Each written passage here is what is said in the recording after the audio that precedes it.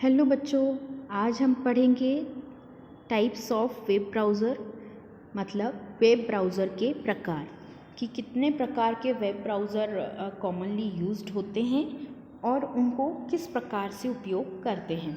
Web browser का उपयोग करने के लिए यहाँ पे मैं कुछ सिंपल से चीज़ें आपको समझाऊंगी कि आप नेक्स्ट टाइम जब भी ब्राउजिंग करेंगे उनको देख के समझेंगे कि जो हमने लास्ट वीडियो में कंपोनेंट्स पढ़े थे उन कौन से कंपोनेंट्स का उपयोग हम किसके लिए करते हैं उसको आज मैं आपको और अच्छे तरीके से समझाने की कोशिश करूंगी।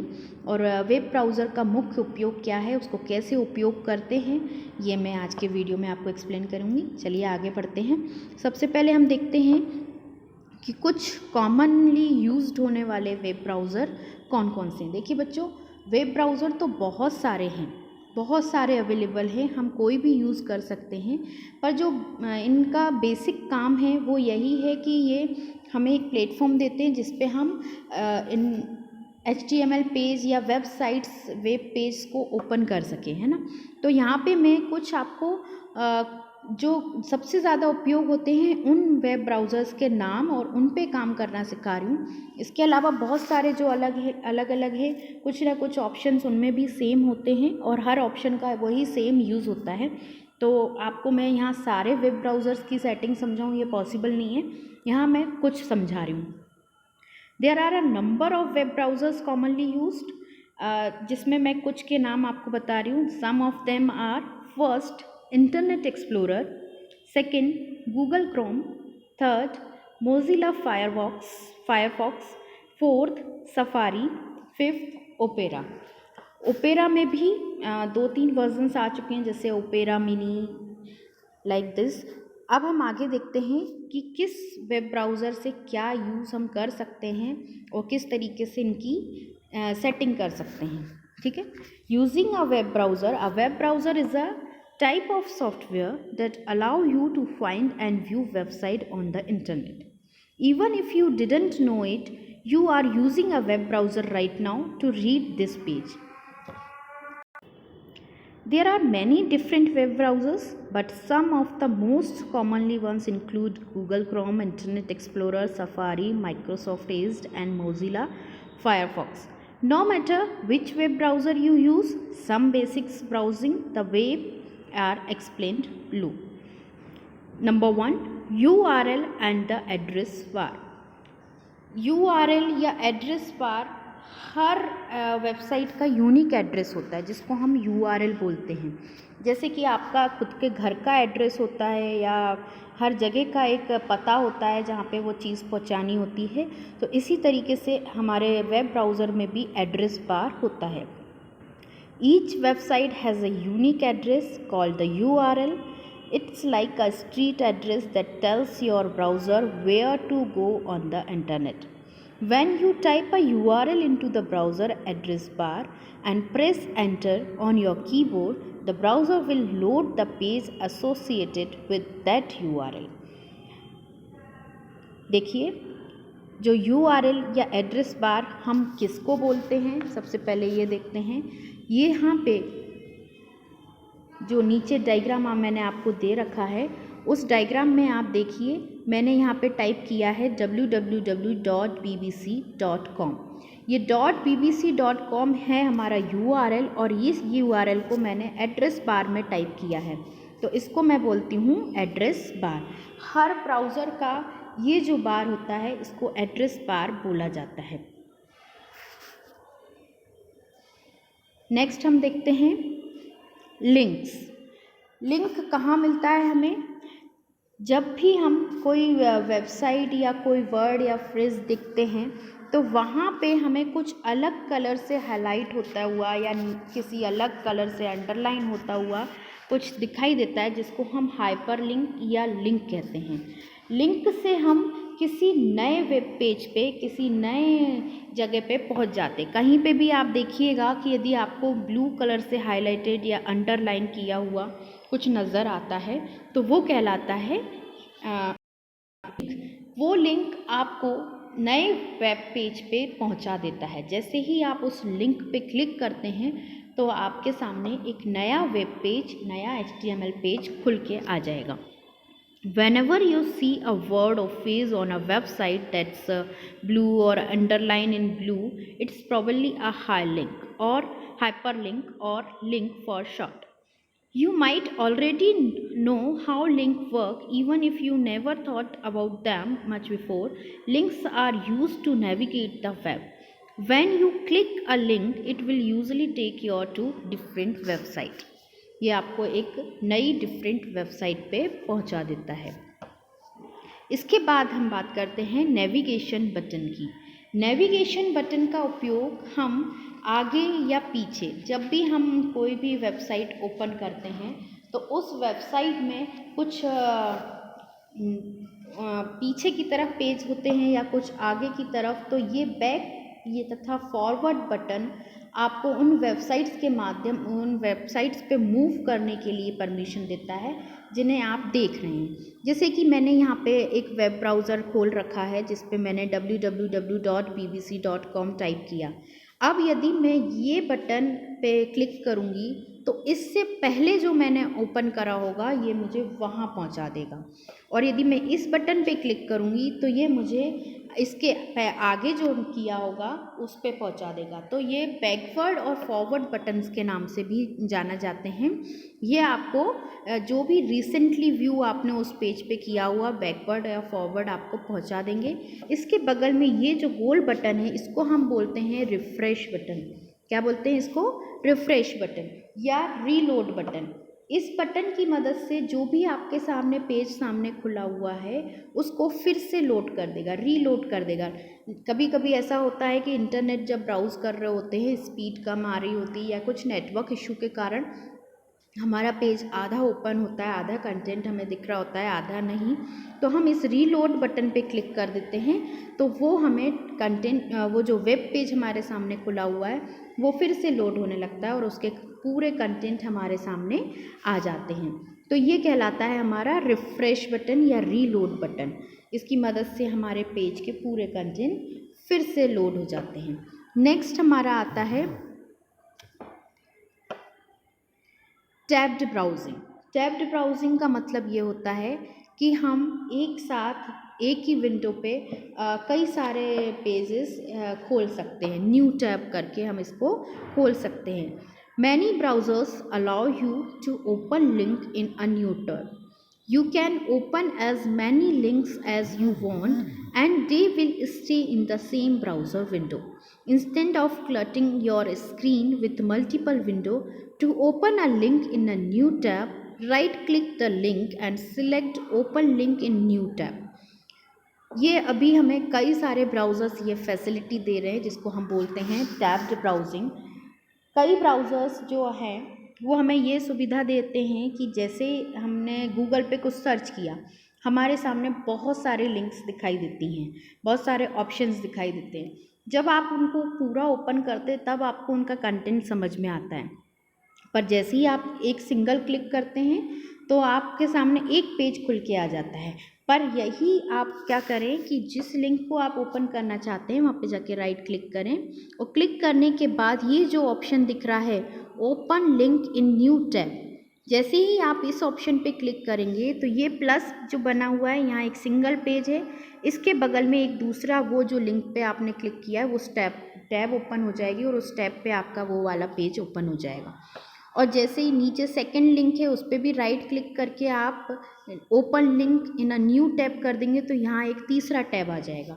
तो ये क्या हुआ कि एक ही विंडो में हमने कई सारे वेब पेजेस ओपन कर लिए, हमें कहीं और बार बार जाने की ज़रूरत नहीं है। अब इनको देखने के लिए हम क्या करेंगे, इनको देखने के लिए सिंपली इन पेजेस पे क्लिक करेंगे, वो पेजेस हमारे सामने शो होते जाएंगे। तो ये टैब्ड ब्राउजिंग हमें ये फैसिलिटी देता है कि हम एक ही विंडो में कई सारे लिंक ओपन कर पाएँ। ठीक है, नेक्स्ट हमारा पार्ट है बुकमार्क एंड हिस्ट्री। बुकमार्क और हिस्ट्री मतलब यदि किसी वेबसाइट को बाद में देखना चाहते हैं तो एग्जैक्ट वेब एड्रेस को याद करना आपके लिए बहुत कठिन हो जाएगा। तो हम क्या करते हैं, बुकमार्क जिसे फेवरेट भी कहा जाता है, वो स्पेसिफिक वेबसाइट को सेव करने तथा ऑर्गेनाइज करने का एक अच्छा तरीका है ताकि आप उन्हें बार बार देख सकें। और इसके लिए आपको करंट वेबसाइट को बुकमार्क करने के लिए स्टार आइकन को सिलेक्ट करना पड़ता है, ठीक है। तो यदि आप किसी वेबसाइट को बार बार देखना चाहते हैं बट उसका एड्रेस याद करने में आपको प्रॉब्लम है, तो आप इसको क्या करेंगे, बुक मार्क कर देंगे। तो आपका ब्राउज़र आपके द्वारा विजिट की गई साइट्स की हिस्ट्री रखता है और वो इसको सेव करके रखेगा कि ये आपने बुक मार्क में डाल रखा है, ठीक है। If you find a website you want to view later, it can be hard to memorize the exact web address. Bookmark, also known as favorite, are a great way to save and organize specific websites so you can revisit them again and again. Simply locate and select the star icon to bookmark the current website. है ना, simply हम star icon पे click करेंगे तो हमारी website में bookmark add हो जाएगा। अब ये स्टार आइकन हमें मिलता कहाँ है, ये देखिए। तो ये हमारे वेब एड्रेस में ये कोने में स्टार आइकन होता है, जिस पे हम क्लिक कर देंगे तो यहाँ पे बुकमार्क। नेक्स्ट हम देखते हैं हमारा अगला, यदि हम अपने वेब ब्राउज़र पे हमने कौन कौन सी वेबसाइट्स ओपन करके देखी हैं, तो हम उसकी हिस्ट्री देखना चाहते हैं। आपका वेब ब्राउज़र उनकी हिस्ट्री भी संभाल के रखता है। Your web browser will also keep a history of every site. This is another good way to find a site you visited previously. To view your history, open your browser by clicking the icon in the upper right corner and select history. कई बार ऐसा होता है कि हम कुछ sites visit कर लेते हैं और हम उससे बाहर आ जाते हैं, बट हमें फिर याद आता है कि नहीं, उस वेबसाइट पे वो चीज़ सही थी, कंटेंट सही था, हमें फिर से देखना है, बट हमें उसका एड्रेस याद नहीं होता है कि वो किस कौन सी एड्रेस पे था या उस वेबसाइट का एड्रेस क्या था। तो ये हमें सबसे आसान तरीका है कि हम उसको जाके हिस्ट्री में देख लें, और जब हम हिस्ट्री में उस वेबसाइट को देख के क्लिक करेंगे तो वो चीज़ ओपन हो जाएगी। अब बात आती है कि हिस्ट्री हमें कहाँ मिलता है। तो जो हमारा वेब ब्राउज़र हम यूज़ कर रहे हैं उसमें एड्रेस बार में यहाँ कॉर्नर पे ये 3 डॉट्स, आप डायग्राम में देखिए, मैं उसको हाईलाइट करती हूँ। ये हमारा 3 डॉट्स जो नज़र आ रहा है, इन 3 डॉट्स पे जब हम क्लिक करेंगे तो ये एक टैब खुल के आएगा, ये नया विंडो खुल के आएगा। इस पे जो हिस्ट्री ऑप्शन लिखा हुआ है, इस हिस्ट्री ऑप्शन में जाके आप जैसे ही देखेंगे, क्लिक करेंगे तो आपको सारी आपकी हिस्ट्री जो लास्ट आपने ओपन कर रखी है वो दिखाई देगी। अब ये हिस्ट्री कब तक दिखाई देती है, जब तक इस हिस्ट्री को आप डिलीट नहीं करते। ये हिस्ट्री डिलीट भी हो सकती है और हो जाती है। यदि किसी ने हिस्ट्री क्लीन कर दी है तो आपको लास्ट विजिटेड पेजेस नहीं दिखाई देंगे, बट यदि आपने इसको क्लीन नहीं किया है तो यहाँ आपको सारे ऑप्शंस हिस्ट्री में मिल जाएंगे, जितने भी आपने ब्राउजिंग सेशन में ओपन करके देखे थे। नेक्स्ट है हमारा डाउनलोड। हम कैसे फाइल्स को डाउनलोड कर सकते हैं और किस तरीके से हम अपने उसको डाउनलोड करके रखते हैं या हमारी लिंक को हम सेव करके रखते हैं। File links don't always go to another website. In some case, they point to the file that can be downloaded or saved to your computer. Link हमेशा अन्य वेबसाइट पे नहीं ले जाती। कई लिंक ऐसी होती हैं जो ये बताती है कि आप यहाँ से इसको डाउनलोड कर सकते हैं। जैसा कि मैंने आपको भी बताया कि ब्लू कलर के लेटर्स में लिखा अंडरलाइन कुछ अलग सा दिखाई दे तो वो हाइपर लिंक है। बट हर हाइपर लिंक इस तरीके की नहीं होती है कि वो आपके सामने एक नया पेज ओपन करेगी। कुछ हाइपर लिंक्स डाउनलोड फाइल की भी होती हैं कि वो एक फ़ाइल को वहाँ पे जाके डाउनलोड भी कर सकते हैं। शायद आप लोगों ने कई बार चलाया हो, ब्राउजिंग की हो, तो कई बार ऐसी लिंक आपको कुछ डाउनलोड करने के लिए भी दी होती है, जहाँ से हम फाइल्स को डाउनलोड कर सकते हैं। और यदि आप किसी फाइल की लिंक पर क्लिक करते हैं तो वो ऑटोमेटिक डाउनलोड भी हो सकती है। लेकिन कभी कभी ये क्या है, आपको ऑप्शन देती है कि आप डाउनलोड करना चाहते हैं या नहीं, या ब्राउज़र में इसे ओपन होने से रोक भी देता है। कई बार कई ब्राउज़र से वो चीज़ सपोर्ट नहीं होती है तो वो रुक जाती है। और कई बार वो ऑटो डाउनलोड भी होती है, जस्ट एक बार आपने क्लिक किया और डाउनलोडिंग स्टार्ट हो जाती है। तो इट डिपेंड्स द टाइप कि किस टाइप का वो लिंक है और किस टाइप की उसकी सेटिंग है, ये अलग अलग टाइप की होती है ना। पर ये याद रखिएगा कि हर इस तरीके की लिंक हाइपर लिंक नहीं होती है, कुछ ये डाउनलोडिंग लिंक्स भी होती हैं। नेक्स्ट है कि हम कैसे वेब ब्राउज़र का उपयोग करके इमेज को सेव कर सकते हैं। कई बार आप गूगल पे इमेजेस खोलते हो जहाँ पे कोई डाउनलोड का ऑप्शन नहीं आता है और वो इमेज आपको अच्छी लग रही है, तो हमें उसे सेव करने के लिए क्या करना चाहिए। तो sometimes you may want to save the image from website to your computer. To do this, right click the image and select save image or save picture as. यदि आप सेव करना चाहते हो तो क्या करोगे, जो भी पिक्चर है उस पर राइट क्लिक करोगे। राइट क्लिक करने पे ब्राउज़र आपको ये विंडो ओपन करके देगा। इस विंडो में आपको दिख रहा है सेव इमेज एज, ठीक है। तो सेव इमेज एज पे क्लिक करेंगे तो ये आपको नया विंडो ओपन करके देगा जहाँ पे आप इमेज का नाम और सेव कहाँ करना चाहते हो, डेस्कटॉप पे, इस फोल्डर में, फाइल में, वो बात देगा। आप वो उस पर टाइप करके इस इमेज को सेव कर सकते हो। इसके बाद भी सेव के अलावा भी कई बार ऐसा होता है कि हम वर्ड या एक्सेल पे कोई फाइल बना रहे हैं, कुछ बना रहे हैं और हमें कोई इमेज अच्छी लगती है तो हम उस इमेज को कॉपी भी कर सकते हैं। सेव इमेज एज के नीचे हमें कॉपी इमेज का ऑप्शन भी मिलता है, तो हम कॉपी इमेज करके वर्ड या एक्सेल या पावर पॉइंट जहाँ पे भी हम बना रहे हैं डॉक्यूमेंट, वहाँ जाके इसको यदि पेस्ट कर देंगे तो ये इमेज वहाँ भी आ जाएगी। तो सेव इमेज और कॉपी इमेज आपके लिए एक बहुत यूज़फुल टूल है जो कई सारे वेब ब्राउज़र्स हमें प्रोवाइड कर रहे हैं। कोई ज़रूरी नहीं है कि हम हर इमेज को डाउनलोड करें तभी वो हमारे लिए यूज़फुल हो सकती है। हम हर बार कॉपी करके भी इसको यूज़ कर सकते हैं, डिपेंड करता है कि हमारा यूज़ क्या है। कुछ और भी वेब ब्राउज़र्स की सेटिंग होती हैं, जैसे अलाउज पॉपअप या disable popup blocker, disable plug in add in extension, enable cookies in web browser या कुकीज़ की सेटिंग। ये बहुत सारी सेटिंग, किसी भी ऑप्शन को इनेबल डिसेबल करना, इंटरनेट एक्सप्लोरर में पॉपअप्स अपलोड करना, है ना। और इसके अलावा और भी बहुत सारी सेटिंग्स आपके वेब ब्राउज़र्स में अवेलेबल होती हैं जो हम कर सकते हैं और जो सिर्फ एक क्लिक में ये पूरी सेटिंग हो जाती हैं। तो इन सारी सेटिंग्स की मदद से हम अपना जो इंटरनेट पे ब्राउजिंग हम करते हैं वो बहुत इजी कर सकते हैं। इन सेटिंग्स के साथ साथ हम बहुत सारे जो ऐसे ऑप्शंस होते हैं ब्राउज़र्स के टास्क बार पर ऊपर जो है हमारा ये एड्रेस बार पर, उन सारे ऑप्शंस का उपयोग करके बहुत आसानी से किसी भी कंटेंट को सर्च कर सकते हैं।